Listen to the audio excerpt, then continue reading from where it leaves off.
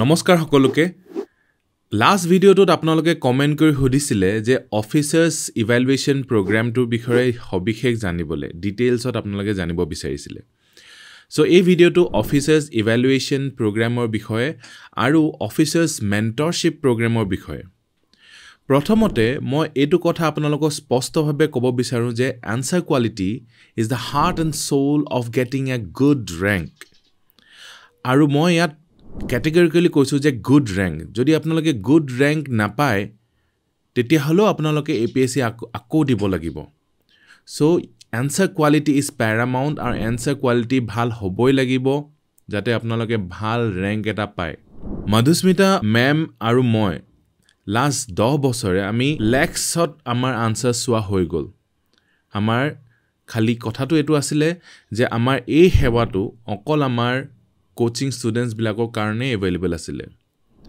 বহুতখিনি self study কৰা এসপাইৰেন্টস সকলে তেওঁলোকে আমাক খুদি থাকে যে এই হেৱাটো আমাৰ কাৰণে এভেইলেবল হ'ব নেকি আৰু হলে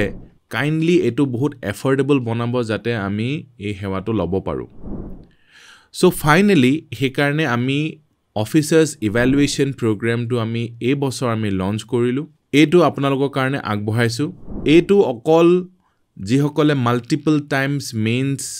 লিখিছে এই প্ৰগ্ৰামটো অকল তেওঁলোকৰ কাৰণে নেকি নে ইয়াত বিগিনাৰ্স বিলাকেও জয়েন কৰিব পাৰিব মোৰ কথা হল যে বিগিনাৰ্স বিলাকে যদি ওয়ান অ্যাটেম্পটতে তেওঁলোকে অফিচাৰ হ'ব বিচাৰিছে ভাল ৰেংক এটা আনিব বিচাৰিছে আৰু মাল্টিপল অ্যাটেম্পটস কৰিব বিচৰা নাই লাইফত তেতিয়া হলে মই ভাবো যে এটো প্ৰথমৰ পৰাই আপোনালোকে জয়েন কৰিব পাৰে কাৰণ কি যিসকলে আমাৰ কোচিং প্ৰগ্ৰামত জয়েন কৰিছে তেওঁলোকক আমি প্ৰথম দিনাই পৰাই ইভালুৱেচন প্ৰগ্ৰামত ইভালুৱেচনটো তেওঁলোকক আমি কৰাই আছো আৰু ফলত তেওঁলোকে কোৱালিটি আনসাৰ্স লিখিব পৰা হৈ গৈছেগে সো এটো অকল মাল্টিপল অ্যাটেম্পটস দিয়া সকলৰ কাৰণে নহয় বিগিনাৰ্স সকলেও এই প্ৰগ্ৰামটো জয়েন কৰিব পাৰিব এতিয়া এই প্ৰগ্ৰামটো বিষয়ে ডিটেইলত আপোনালোকক কৈ দিছো যে আপোনালোকে যদি এটা আনসাৰ ইভালুৱেট কৰিব বিচাৰিছে তেতিয়া তাৰ ফিজ হ'ব 100 rupees আৰু যদি 10টা কৰে তেতিয়া ডিসকাউন্ট হ'ব তেতিয়া আপোনালোকৰ 500 rupees হ'ব 10টা আৰু 20টা হলে 1000 তাত কোনো ডিসকাউন্ট নাই আৰু যদি আপোনালোকে ভাবিছে যে আমি আনলিমিটেড আনসাৰ্স লিখিব বিচাৰিছো কোনো ক্যাপ ৰাখিব বিচৰা নাই আৰু তেতিয়া হলে কেনেকুৱা হ'ব তেতিয়া হলে আমি এটো কৰিছো যে আপোনালোকে যদি আনলিমিটেড আনসাৰ্স দেখাও বিচাৰে তেতিয়া হলে আপোনালোকে monthly subscription basisতো আপোনালোকে লব পাৰিব তাৰ ফিজ হৈছে 3000 rupees আৰু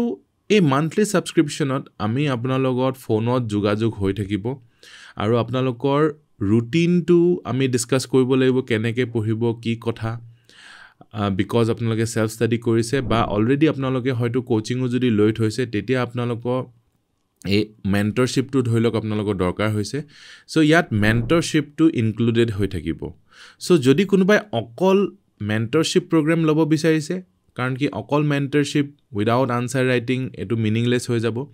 সো মেন্টৰশ্বিপ আপোনালোকে এটো অফিচাৰ্স মেন্টৰশ্বিপ প্ৰগ্ৰাম বুলিও আপোনালোকে লব পাৰে বা অফিচাৰ্স ইভালুৱেচন প্ৰগ্ৰাম বুলিও লব পাৰে সো এটো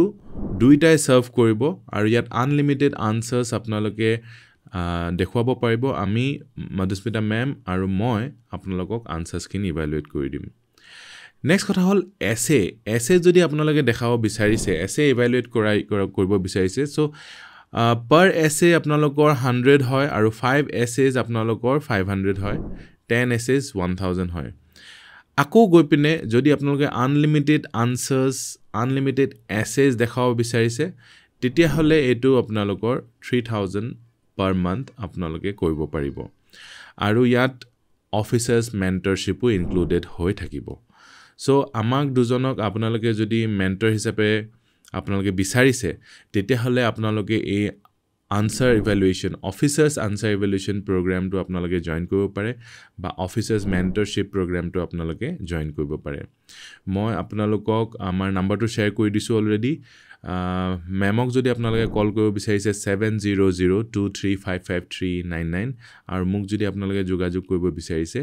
8403009248 সো এখিনি আছিল অফিচাৰ্স